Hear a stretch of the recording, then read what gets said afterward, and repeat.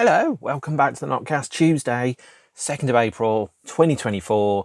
Time for number 372, I think, of these.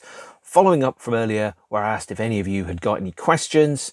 The verdict was yes, absolutely, some of you did, and that's lovely to hear and see. So thank you. I'm going to pick up some of the questions now.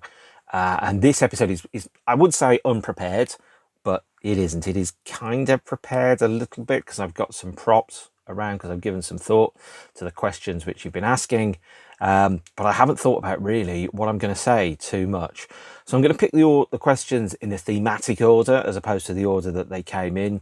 And the first one I'm going to pick up is Anthony Newsom. Hi, Anthony. Thanks for your comments. I do see them. I like them. I think I recognise the guy in your profile photo, or at least I definitely saw him in a bar when I was younger. Said, are there any artists you would like to have seen? I go back a little further than yourself, and I did get to see Marley. Good choice. Mark Bolan. Yep, good choice. Divine, Keith Haring, etc. Yes, there are plenty of artists I wish I'd seen, and I'm going to go at them in the order from then to now. So the newest one, or more correctly, the last one that I mentioned that I wish I'd seen was ceased working very recently. So the first one that I wish I'd seen, and this shouldn't be a surprise to anybody, is this band, Joy Division. You may have heard of them. The band that New Order could have been, and or the band that Echo and the Bunnymen wished that they were.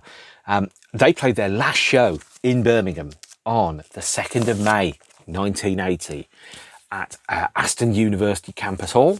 It's on the second disc of this album, Still. Still is the second, or more correctly, the first Joy Division compilation record made of unfinished studio tracks and a mixing desk recording of their last live show here. This is an original Factory Records vinyl from way back in the 80s with a lovely fold-out sleeve. So their last show happened when I was 6 years old, and it was about 7 miles away from where I was living at the time. I had no idea that Joy Division existed. At that point, I was really into Star Wars, Star Trek, Battlestar Galactica, anything with star in, apart from possibly Battle Beyond the Stars, because I knew that was a bag of shit at the time. And I wouldn't have appreciated it. Now, if I'd seen Joy Division, let's say, as a 20-year-old, and I'd been born in 1960, and I'd seen them once or twice, I'd been like, oh my God, what an incredible band that tapped into the angst of the time and how I was feeling about reality. It also meant I would have been 17 in 1977. I would have undoubtedly have seen The Clash. I probably would have seen Sham 69 and some other terrible bands that I'm not mentioning by name because I don't want to be bitchy. But out of all those bands that I didn't see, Joy Division are the one I really wish I'd got to experience them. I've seen Peter Hook's Joy Division Experience, really good. Obviously not the same. I've seen New Order many, many times. But obviously not the same as well. But I miss Joy Division, and I think perhaps if I'd have been around at the time, I would have absolutely loved it. So the second band I wish I'd seen that I didn't get to see, Tangerine Dream. I did do an episode about this band 4 years ago when I just started off doing the NOTCAST in the middle of COVID, if you remember that far back. I wish I'd seen them live in the 80s, ideally in the period around about 1981 to 1986. Two of my favourite Tangerine Dream albums are Logos, live, recorded at the London Dominion on, I think, 6th of December 1982, and on Logos they play a number of songs which were used in the soundtrack to the film The Keep, and I absolutely love the soundtrack to The Keep, and I love the film The Keep as well. And their Tangerine Dream's live albums were often sidelong compositions made out of new or newish material, where they'd effectively built a suite of songs and they'd improvised live on stage. So there's a couple of live albums which have come out which effectively they just played and improvised as a studio session in front of a paying audience. So you think when they were touring Rubicon or Ricochet or something like that, they didn't have a set list as such. They had a set of preset patches, they had preset sequences that were built up, and then they improvised and played the songs live on stage. So no two performances were the same, much like Underworld in around about 98 to about 2007, 2008. Logos is probably my second favourite Tangerine Dream album. It's a magnificent 50 minutes, and the full 100-minute version of Logos, which was released on the box set, I think called Pilots of Purple Twilight in 2021, features the full Dominion show absolutely magnificent piece of electronica. My other version is also Poland, Tangerine Dream Live 1983 in Warsaw. They're featuring the lineup of Edgar Froese, Johannes Schmoling and Christoph Frank. Absolutely brilliant live album, one of my favourite live albums of all time. Again, made up out of 4 20-minute suites of largely new material improvised at the show. It was recorded in Poland behind the Soviet curtain, and the reason that the band could play behind the Soviet curtain in Poland was because their songs had no lyrics and therefore had no meaning and therefore couldn't inspire a revolution. I also have, this is a nifty thing, the Poland picture disc 7-inch single featuring a remix of a track called Warsaw in the Sun, which is an excerpt from Poland, backed with a track called Polish Dance. Again, it doesn't say that they are live versions or studio versions, but they were released at the same time as the Poland live album. So you can kind of think that maybe they weren't, but maybe they were. I don't know, but I love this picture disc because it's silly, and silly is underrated. Third band I wish I'd seen, and I couldn't have seen this band if I wanted to, because the venues they played, I was not old enough to visit. In fact, the last time they played live, I was merely 13 years old. And that is the Smiths. That's not a surprise, is it? And this is Rank, their live album recorded at the Kilburn National Ballroom in 1986. I've seen every member of the Smiths in their subsequent adventures. Andy Rourke playing bass with Ian Brown, Mike Joyce playing drums with the Buzzcocks, Johnny Marr playing with both the Healers and Johnny Marr as a solo artist, and Morrissey as, of course, the singular Morrissey, as you all know. I've seen the videos. They look fantastic. And obviously powerful, and I know a couple of my friends, including Jackie, who was just old enough to see them in 1986. I am so jealous. Got a chance to see them, but I didn't. However, I made up for it, seeing Morrissey quite a lot in the 90s and the noughties. But it's not quite the same, is it? Right, fourth act I wish I'd seen and I hadn't. Jean-Michel Jarre. I know he tours a lot these days, but this is probably the concert that I wish I'd seen. This or the Docklands show, which was released as Jarre Live in 1990. Huge, enormous, largely free spectacles, one-off shows with crowds of 100, 200,000 people in dramatic environments, projections, painted onto the sides of buildings, moving, absolutely enormous and fantastic. I really wish I'd been able to see that, but I didn't, on the grounds that I lived in Birmingham. And I don't think he played Birmingham until 1993, when I didn't live in Birmingham anymore. So into the bands that I could have seen, but didn't.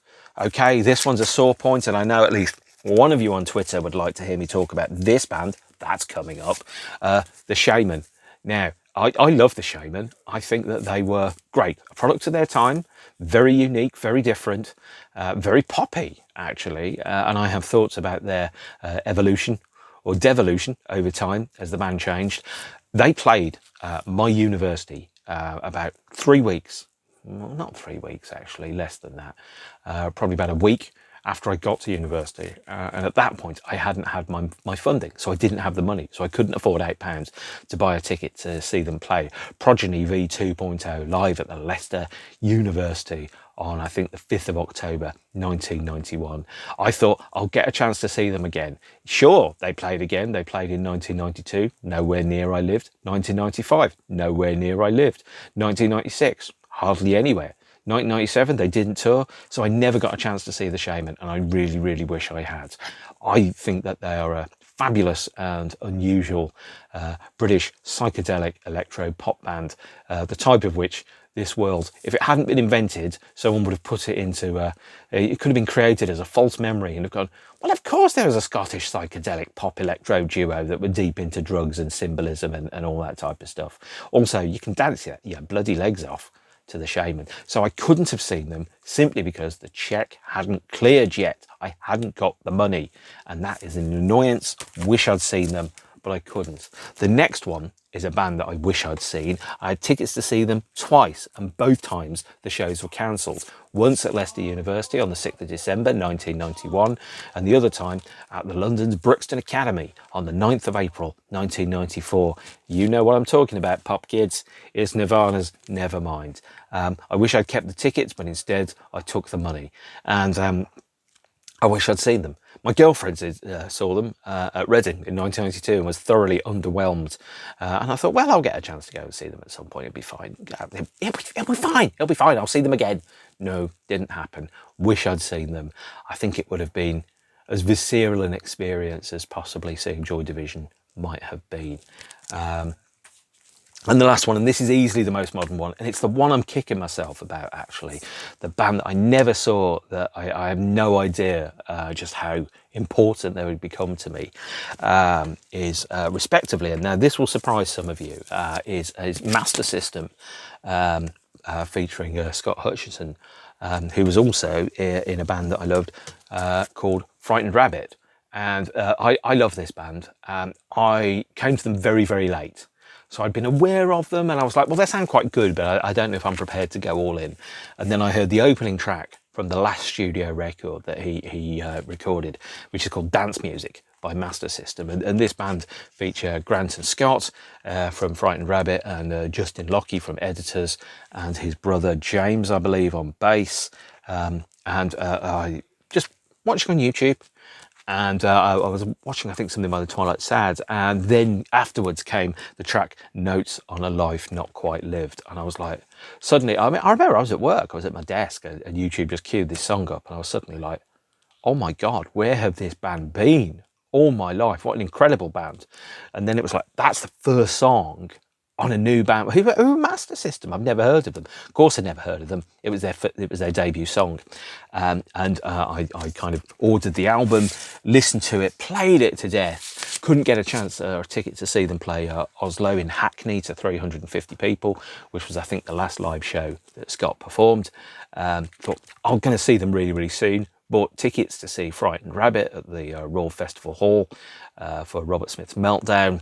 And then Scott died on May the 11th, 2018. So I never got to see him play live. And oh my God, what an incredible talent, wordplay and vision that he had. So the two bands, which I could have seen and I didn't because I couldn't be bothered. And on one occasion, I sold my ticket for it, actually, because I realised that I'd got my dates wrong. I was going to see Frank Turner and Scott at the Camden Roundhouse on the Lost Evening shows in 2017, but I realised that actually I was seeing Depeche Mode in Nice, and I double booked myself, which is a frustration.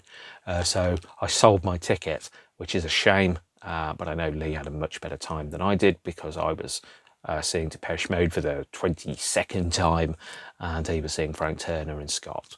I wish I'd gone to that gig. In fact, I wish I'd gone to any Frightened Rabbit gig. I just really feel like I missed out on that, and that's entirely down on me. I know that. I can't do anything about it. But what can you do? There's not much that you can do. You can only live your life in forwards while making sense of it whilst looked at it backwards. So the second question we've got is from Billy Hell 01. Thank you, Billy. And your question, I'm going to read it out from here when I find it, is, and let me just quickly get this correct, is, have you ever been at a show and thought I'd rather be at home right now? Yep, absolutely. And there's kind of a follow-on from that as well around gigs, which is, and let me just quickly check, from Stevie Richards. Have you ever left a gig disappointed? If so, who and why? Okay, fine. So I'm going to talk about the 5 worst shows I've ever been to. Okay, now 2 of them are for personal experiences that happened at the show. 3 of them were because the band was shit. And so the 2 which are down to personal experiences that I had that I didn't particularly enjoy. Well, this one's going to upset some of you, I know, but trust me, I was there, and if you were there, you were having a much, much better time than me. Ziggy Ross at the Brixton Academy in 2013. I saw them in 2011, really impressed with them, but it was daylight. I saw them in 2013, and all the factors just kind of fell out of place that particular day.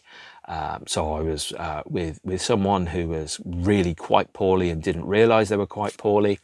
And we were standing, and the crowd was quite jostly. they were in a foul mood because they were poorly and didn't realise, and just bringing everything down. And it was just an awful, miserable, depressing experience. Listening to Sigur Rós should be transformational. You should be listening to it and feeling like you're somehow exploring your inner self.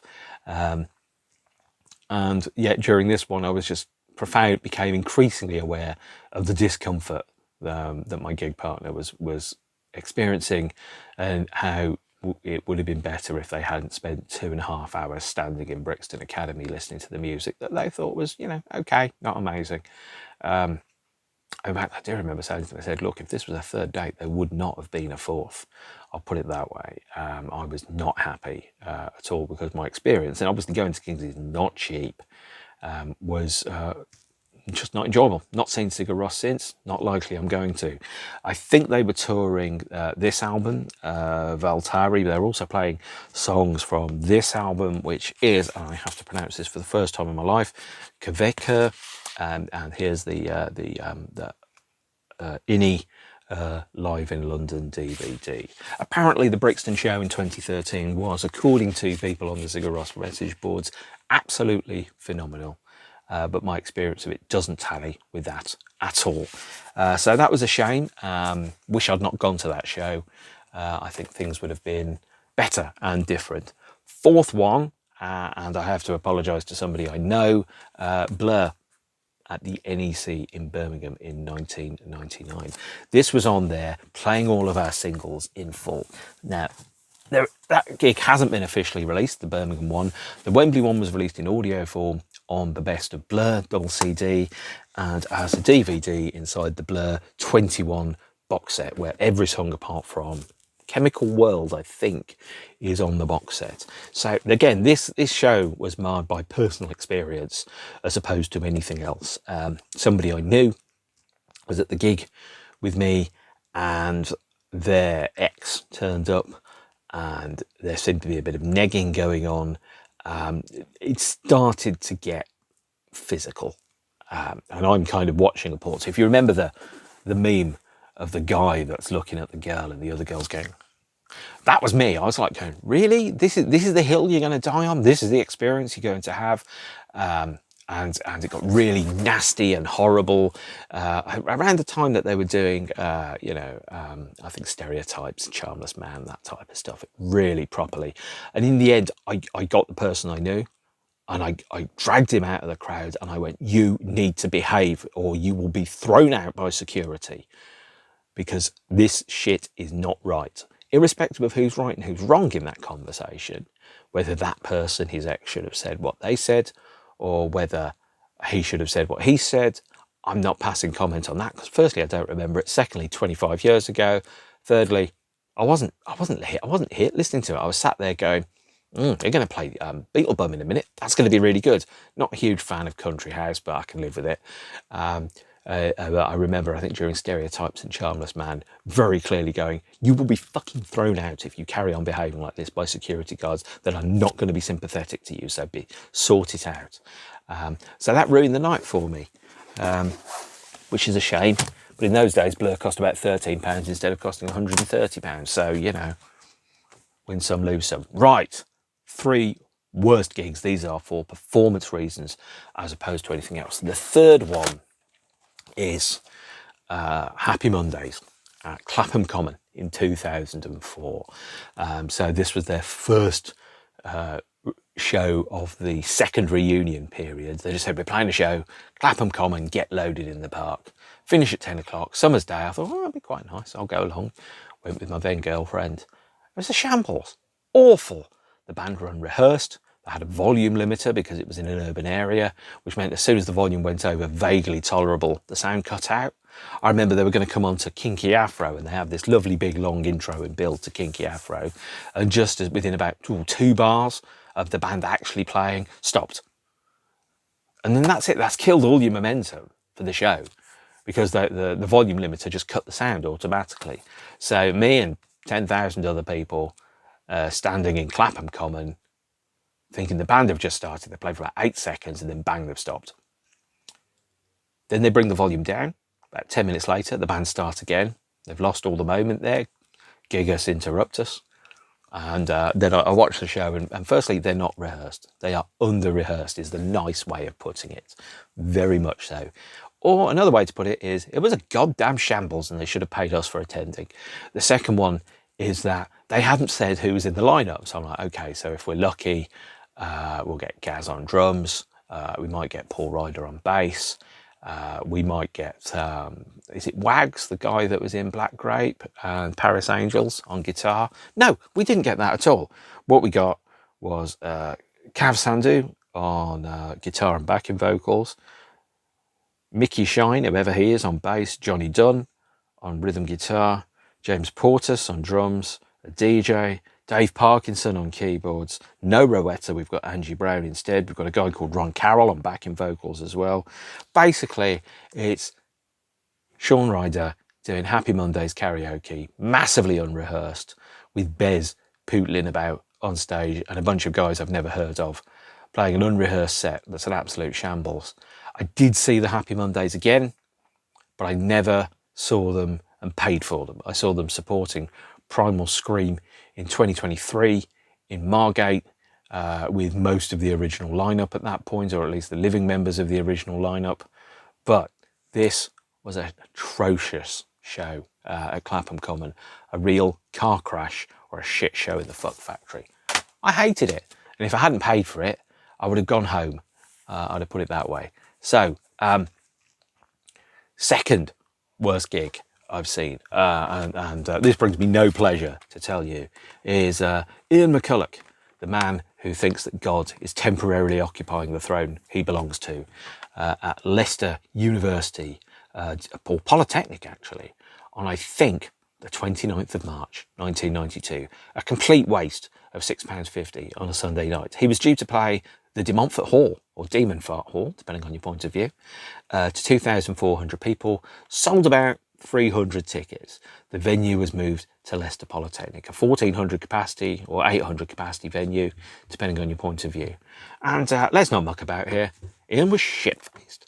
He came on stage slurring and carrying or holding a half-empty bottle of wine, hung onto the mic stand for dear life, and then proceeded to sink further and further down it throughout the course of the evening.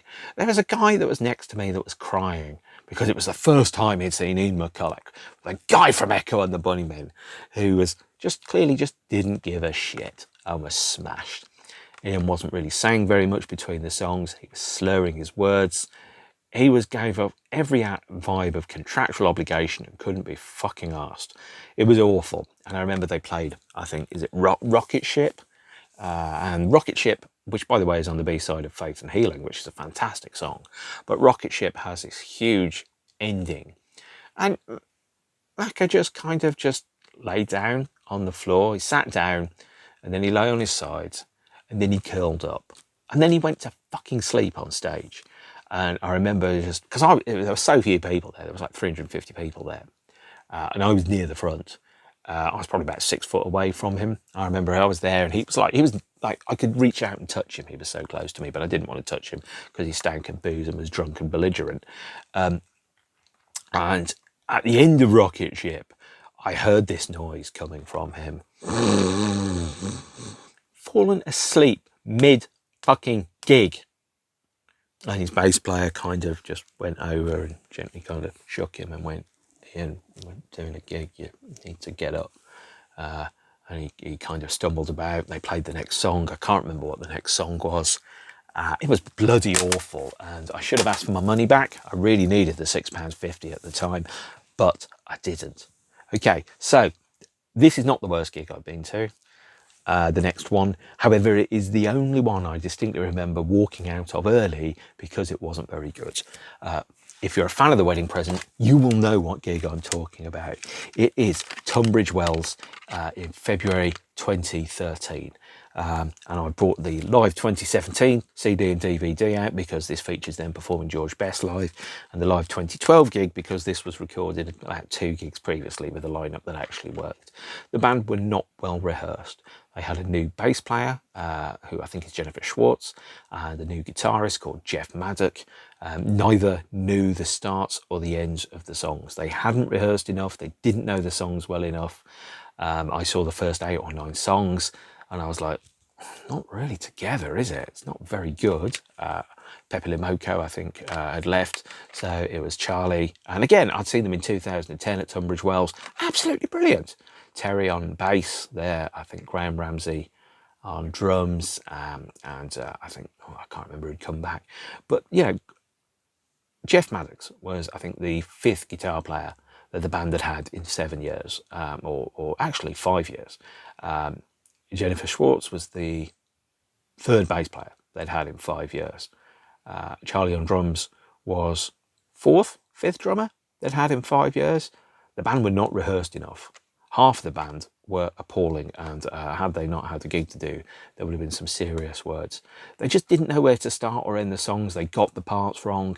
It just didn't gel. It didn't work. It was really clunky, bad, under-rehearsed. It was like watching a first rehearsal as opposed to an actual gig. So much so that the next show that they played at Tunbridge Wells in May 2014, which, by the way, was so much better, it's ridiculous. They offered previous people who'd come to see us in 2013 a loyalty discount of half-price tickets, which, knowing the band's financial situation, is probably the nearest admission to, well, we fucked this one up last time, here for freebie on us. So it worked very, very well for me, because I got 2 wedding present gigs for the price of 1, effectively. But they had rehearsed in 2013 2 sets. They rehearsed the George Best set and the Hit Parade set. They played the George Best set, which means I've seen them play George Best something like 7 times now. Although it's my least favourite album of theirs, I've not seen them play the Hit Parade. If they'd been playing the Hit Parade, I would have stuck about. But also the George Best set, which is on Live 2017, and also Live 2007, which I haven't got here because I don't have an extendable arm like Inspector Gadget. And I just looked at it. I'd been to see my brother in Birmingham the week before. This was on a Sunday night, so I got home about 3:45. Had to go out about 6:45 after having been away for like 3 days. Went to, I think, RAF Cosford, and hung out and did stuff, and went shopping to, I think, Malvern, and saw the Space Dome and all that type of thing. I've been out for 3 nights in a row. This was my 4th night in a row, and the gig wasn't happening. And I looked at it and I went, well, if I leave now, I can get the 10:30 train. I can be home half an hour earlier, and I regret nothing. Which sounds very Simpsons. I regret nothing, but there we are. There's another question, which is big box sets. Okay, and I'm going to quote you here on this as well, Steve. So your question is, and here it is. Do you secretly or quite openly feel a lot of big box sets with every studio splutter and fart can be a bit shit and never come off the shelf? Well, the short answer to that is yes and no. It depends upon the band. There are some box sets that clearly are an absolute waste of money, where someone's looked at it and went, we need to hit a price point. How do we hit the price point? Not quite sure. Let's plump it up full of stuff that we don't need. And the prime example of that is the vinyl edition of U2's All That You Can't Leave Behind that came out a few years ago. This is the CD edition that contains 5 CDs. It features 1 CD of the album, 1 CD of unreleased and extra B-sides. It features 2 CDs of the 19-track live set from Boston and a remixes collection. Now, if you buy this on vinyl, it's 11 slabs of vinyl, because the remixes are on 12 inches, two tracks per 12 inch pretty much. And this does not have enough bloody material on it to justify a great big whacking box set. So someone's looked at it, got the price tag and went, justify a £100 box set. Well, we'll put a book in it, and we'll put CDs in it, and we'll put 11 slabs of vinyl in it, and we'll charge like 200 quid for the vinyl. But you listen there and go, what's not on the box set? Well, there's plenty that isn't on the box set. There's multiple studio recordings. There's multiple studio sessions, radio sessions, live shows. So this, for example, it has the Boston soundtrack. It doesn't have Slane on it. It doesn't have South Bend. It doesn't have a DVD of South Bend on there. It doesn't have New York Irving Plaza, from 2000. It doesn't have Paris Man Ray, which was released as B-sides from 2000. So if you're going to go and make it worth your money, chock it full of music which people actually want to fucking hear, right? So put Boston on it as an audio CD, sure. Put Irvine Plaza on there as well, go ahead, do that. Put Paris on there, okay? So that's 4 live CDs. Then put a DVD on there with Southbend on. So effectively you get 4 live shows, and it only adds extra 3 discs to the set. And then suddenly, instead of looking at a 5-disc set, you're looking at an 8-disc set, and then you can charge a little bit more money, because despite all the packaging and the fripperies and everything that goes with it, I'm buying the music, okay? If someone said to me, you can have a clamshell box, 5 CDs, £30 of this, yeah, fine, I'm buying that instead. I'm keeping the £70 and I'm going to do it on something else. And of course, the best way to do a box set is this one by the fabulous Bob Mould, Distortion, 1989 to 2019. This is 22 CDs of music, okay? It is a magnificent package. It retails for less than this. This retails for about £80 these days, and there was a signed edition that you could get. Okay, so you've got 4 CDs there, you've got 8 CDs there, that's 12 if you're counting boys and girls. Okay, oh, you've got another 8 there, you've got 22. Plus you've got this in there as well, so you've got lots and lots of material. And then you've got a massive, great big book as well that features, and you've got all of his studio albums and a number of live releases. I think the only thing you don't get is you don't get a DVD of the 2005 live set, but you get 18 studio albums, and you get 4 live CDs, and then you get CDs 23 and 24 is extra tracks and B-sides. This is how to do a box set, guys. If you're going to do it that way. Of course, if you're going to do a box set which has every last studio splutter and fart on it, I strongly recommend this one. This is absolutely magnificent. This is the Stooges Complete Funhouse set, which features 7 CDs or 6 CDs. Actually, no, it features 7 CDs, because what it features is, first and foremost, it features every single take of every single song that was recorded during the Funhouse sessions. The whole of the Funhouse album is on here. Sure, you've got something like 4 takes of 1970. You've got something like, I don't know, gazillions of takes of various tracks. I think you've got, let me just quickly check. You've got 19 takes of Loose, for example. Then you go a bit further into this. Actually, no, you get up to take 28 of Loose. There, you get 15 takes of Down on the Street. You get, oh my word, TVI, 14 different versions of TVI.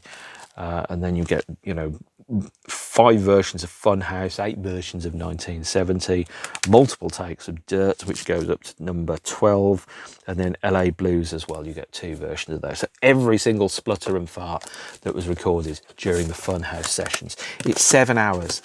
This is a really fascinating box set to hear the whole of the album and then how it was pieced together from there. You also get, by the way, a reproduction CD single of the 7-inch of Down on the Street, which has two or one alternate mix on there, as well as a reproduction single. And you get a booklet that folds out into a poster, and the complete sessions for Funhouse. This cost me £55 when I bought it second hand, but it really, really is. If you're going to have every last studio splutter and fart, sometimes it's worth it, sometimes it isn't. And of course, if you're going to have the complete Chinese Democracy sessions, you get something like 700 CDs. And with all due respect to Chinese Democracy, it isn't as good as Funhouse, is it? We all know that. It's good, but it's not as good as Funhouse, because very few albums are as good as the Stooges. And then the last question I have been asked, and I'd like to thank Steve again for this. The last one is, you once lived in the Midlands. On reflection, is there anything you miss about it? Well, the answer to that is yes. Yes and no. I left the Midlands because there were too many memories. And as Tony Hancock said in his suicide note, things just went wrong too many times. I had too many defeats there. Every street, every corner reminded me of what had happened before. And it just got difficult for me. It really did, because every club I went to, every pub I went to, every restaurant, every train station, every bus stop had a memory that linked to either a failed relationship or a bad relationship. Now that makes me sound like the Hugh Hefner or the Richard Burton of the Midlands, and as you can tell by my hair, that is not the case. But I do miss it. I miss hanging out with my friends. I miss being able to call up my brother and go, want to go to town? Want to go for some food? Want to chew the shit? Can I pop over? I do miss that stuff. Absolutely I do. I miss the idea of being able to book to go to a gig and knowing that there'd be people that I'd know that were there.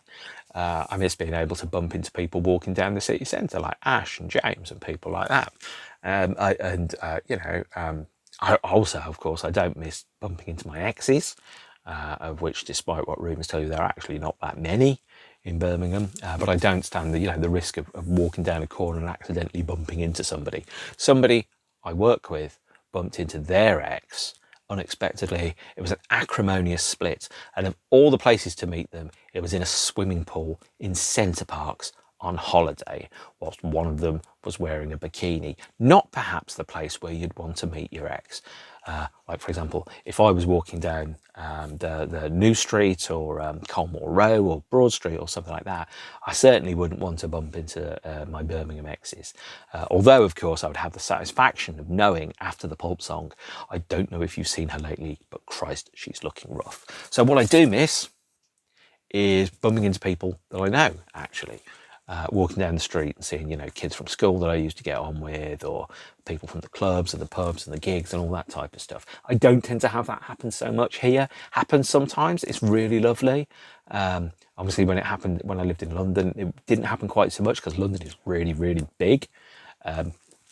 But it's one of those things where I just miss that sense of, even if it was, oh God, it's that guy or that girl that I went on an awful date with. It's just having that sense of history. If you don't live somewhere where you grew up, you end up kind of missing the history which happened around that and that sense of feeling. So I feel a little disconnected, I think, sometimes from things which could have happened or did happen because I live somewhere that isn't that. So that's what I miss about Birmingham, actually. I don't miss the accent. You're right, Babs. I don't miss the accent at all. I don't miss the memories.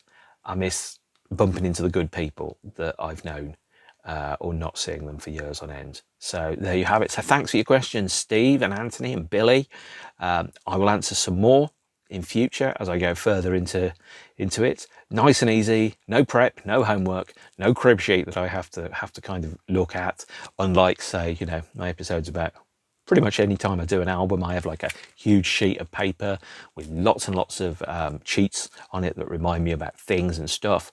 But when I do these, I don't. So thank you very much. Take care of yourselves and each other.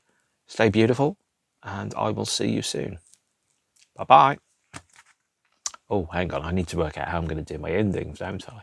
I think it's Attempting Re-Entry, sir, as they said in Moonraker, which is the best Bond movie, bar none. Could I press you to a cucumber sandwich? Maybe not. See you later. Bye.